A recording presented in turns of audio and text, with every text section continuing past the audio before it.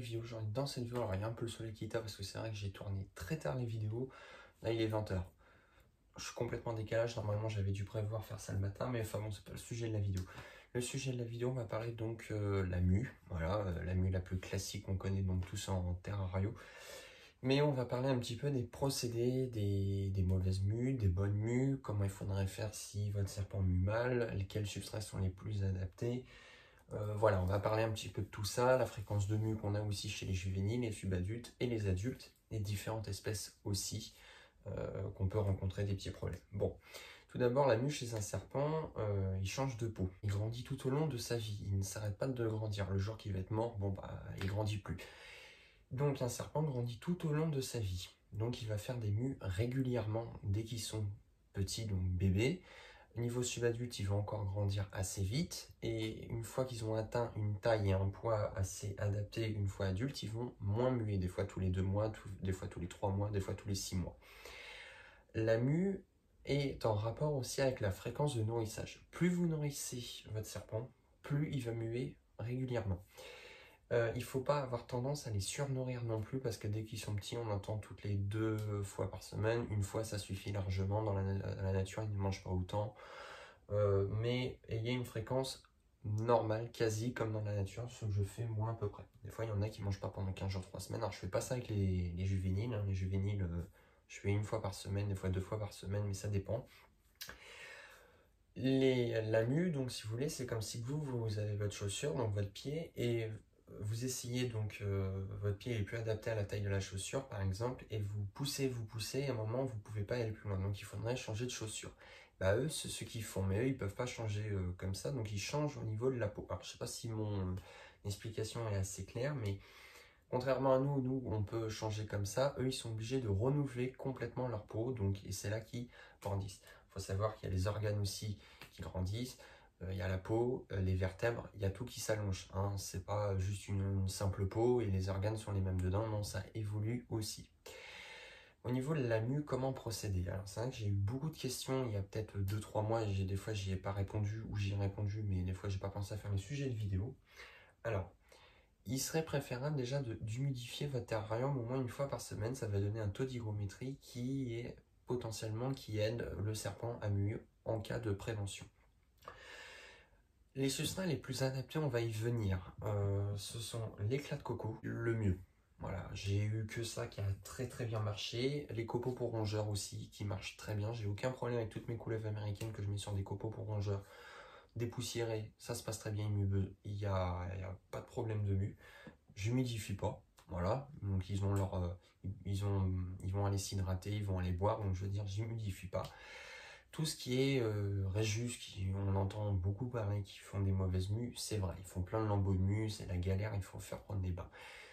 Prenez de l'éclat de coco, humidifiez 1 fois par semaine et vous allez voir que ça mue très bien. Alors après, ça dépend des spécimens. Si par contre votre serpent mue très mal, là on va être obligé de les aider. Il faut faire très attention quand ils ont fait leur mue. Par exemple, là j'en ai sélectionné pour vous des mues intactes. C'était de mon Ramphiophis Oxyrhynchus, vous pouvez voir. Alors quand les gens vous disent « Ouais, mon serpent là il fait 1 mètre », c'est faux parce qu'au final il y a toujours un décalage au niveau de quelques millimètres ou quelques centimètres.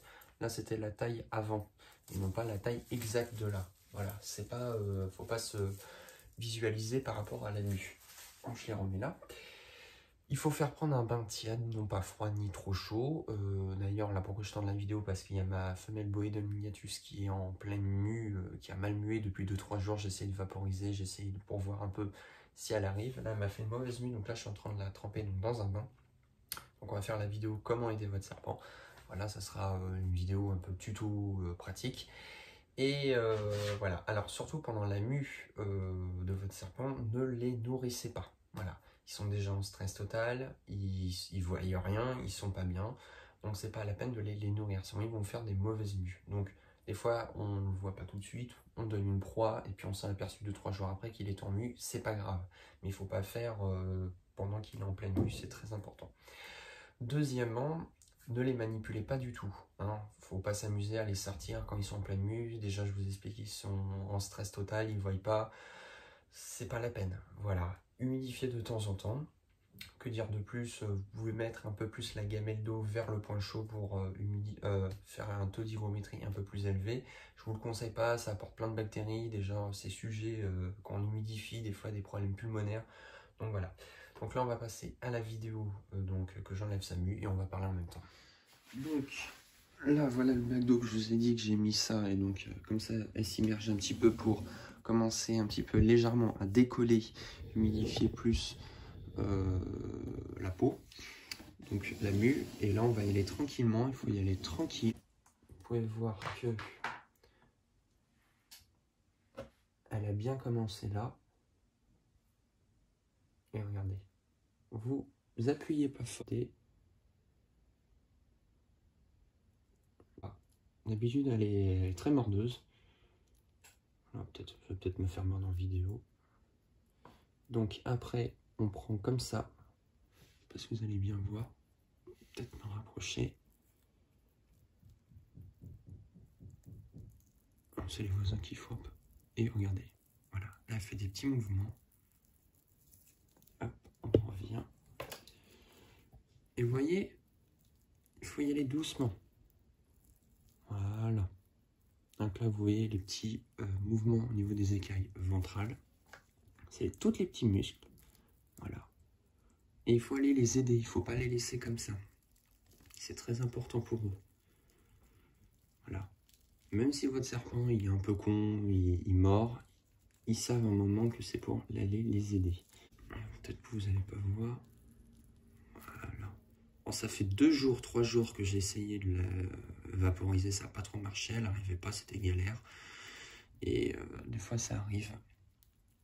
Pas souvent. Généralement c'est plus avec les pitons qui ont du mal à muer. Bon, là c'est des Boheden, vous pouvez voir un petit peu la couleur un peu.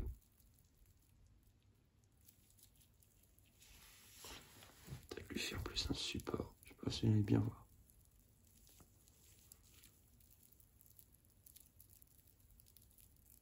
Voilà, il faut y aller doucement. Voilà, vous voyez, il faut avoir une relation de confiance, être tranquille, pas stressé. On y va serein.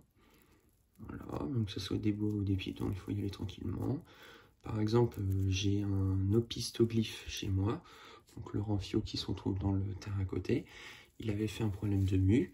Je fais quand même très attention, parce je le considère comme venimeux. Et bah, je m'en occupe quand même aussi. Voilà, il y en a qui sont un peu plus cons. Et voilà. Alors maintenant, où il faut faire très attention, c'est au niveau donc des yeux, au niveau du cloaque, qui se retrouve dans la partie là.